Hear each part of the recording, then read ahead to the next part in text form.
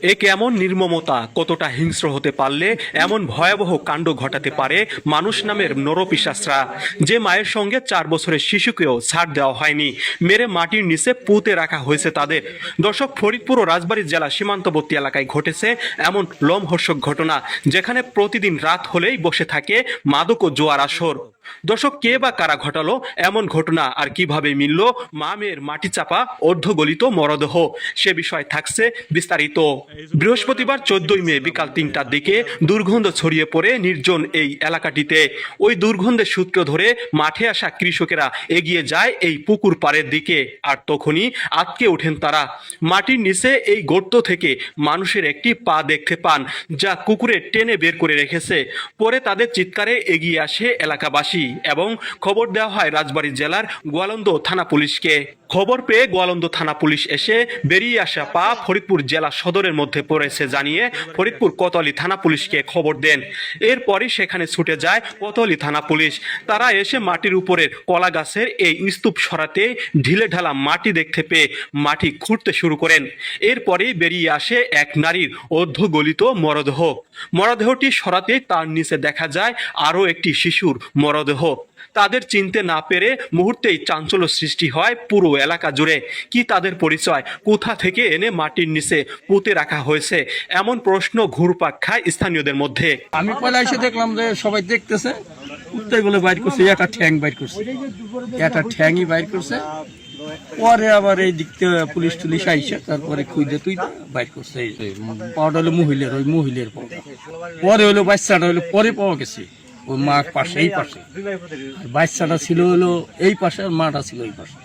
ও কোলে ছিল না? কোলে ছিল না, মানে দুইটা।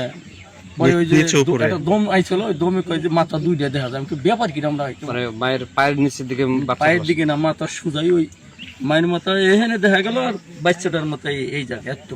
পরে সামাজিক যোগাযোগ মাধ্যমে ভিডিও দেখে সন্ধ্যা 6টার দিকে সেখানে ছুটে আসেন রাজবাড়ীর গোয়ালন্দ উপজেলার উজানচর ইউনিয়নের কর্ণসোনা গ্রামের আমজাদ শেখ। তিনি এসে শনাক্ত করেন মরদেহ দুটির মধ্যে তার স্ত্রী জাহানারা বেগম ও 4 বছরের শিশু কন্যা সামিয়া আক্তারের। তবে কিভাবে এই এলাকায় এসেছে তারা, আর কারাই বা ঘটালো এমন নির্মম হত্যাকাণ্ড, সে বিষয়ে স্বামী আমজাদ হোসেন জানান, গত 11 দিন আগে এক আত্মীয়ের বাড়িতে কুলখানির দাওয়াত খাওয়ার উদ্দেশ্যে বাড়ি থেকে বের হয়েছিল মা ও মেয়ে। এরপর থেকে নিখোঁজ হয়েছিল তারা। কোথাও খুঁজে না পেয়ে গোয়ালন্দ থানায় একটি সাধারণ ডায়েরিও করেছিলেন। এই জায়গায় গেছি, ওই জায়গায় গেছি, আত্মীয় স্বজন গেছি, এই জায়গায় গেছি, এই জায়গায় গেছি, পাই না। এই 12 দিন কি 10 দিন দাঁত ফেরে গেছিল মিরাতে। আমার একটা মারা গেছে, এই মারা যাওয়ার পর এই 40 হয়েছে। এই 40 লোক এসে তাই দাঁত খেয়ে আমি যখন কাজে, সে দাঁত খাবে বলে গেছে, আসে না। স্বামী আমজাদ শেখ আরো জানান, তিনিও তার স্ত্রী একটি ইটভাটায় শ্রমিক হিসেবে কাজ করতেন। সেখান থেকে এক যুবকের সাথে পরকীয়া জড়িয়ে পড়েছিল তার স্ত্রী জাহানারা বেগম। তার ধারণা, পরকীয়া প্রেমিক এই নির্জন এলাকায় এনে এমন হত্যাকাণ্ড ঘটিয়েছে। গতবার থেকে আগেবার থেকে মানে বাটায় কাজ করি, বললো নাম দে, নাম দে। ঢাকা থেকে এটা ঘটনা ঘটছে, তার হাতে এটা মারা ধরে করছিলাম, তার এটা ইয়েও করছে। আমিন বাজার, দর্শক, এমন নির্মম ঘটনাটি ঘটেছে রাজবাড়ী জেলা সীমান্তবর্তী সংলগ্ন ফরিদপুর সদরের চরমাধবদিয়া ইউনিয়নের কালীতলা জৈতিনবদ্দির এলাকায়। মা মেয়েকে হত্যা করে ওই এলাকার এই পুকুর পাড়েই পুঁতে রাখা হয়েছিল।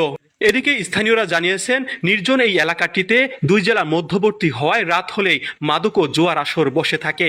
তাদের ধারণা, এসব অপকর্মের সাথে জড়িতরাই এই হত্যাকাণ্ড ঘটাতে পারে। এ ঘটনায় সুষ্ঠু তদন্ত ও বিচারের দাবি জানিয়েছেন তারা। অত্যন্ত দুঃখজনক। আমরা চাই এলাকার জনগণ হিসেবে বা একজন প্রাক্তন চেয়ারম্যান হিসেবে সুষ্ঠু বিচার এবং ন্যায় বিচারটা আমরা আশা করি।